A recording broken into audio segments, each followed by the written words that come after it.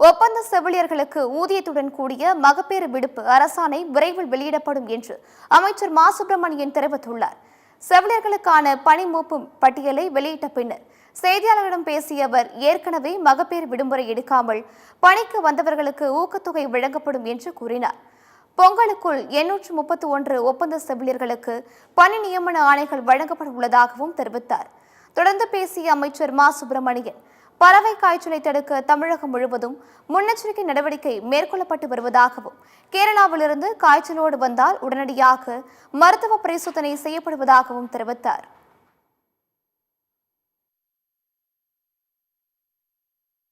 மகப்பேறு காலத்தில் எம்ஆர்பி செவிலியர்களுக்கு ஊதியத்துடன் கூடிய விடுப்பு வழங்கப்பட வேண்டும் என்பது, அந்த வகையில் எம்ஆர்பி செவிலியர்களுக்கும் அது வேண்டும் என்கின்ற கோரிக்கை இன்றைக்கு ஏற்கப்பட்டு அதற்கான அரசாணை மிக விரைவில் வெளியிடப்படவிருக்கிறது. கேரளாவுக்கும் தமிழ்நாட்டுக்குமான சாலை வழி இணைப்புகள் எங்கெல்லாம் இருக்கோ ஏறத்தாழ ஒரு 13 இடங்கள்ல இருக்கு.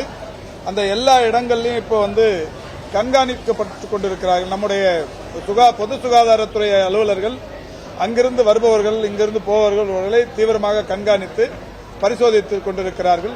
எனவே மிகுந்த கவனத்தோடு தமிழ்நாட்டின் பொது சுகாதாரத்துறை அந்த பணியை கேரளாவிலிருந்து தமிழ்நாட்டிற்கு இணைப்பு தருகிற அந்த சாலை மார்க்கங்கள் ஏறத்தாழ ஒரு 13 இடங்களிலும் அது மேற்கொள்ளப்பட்டு வருகிறது.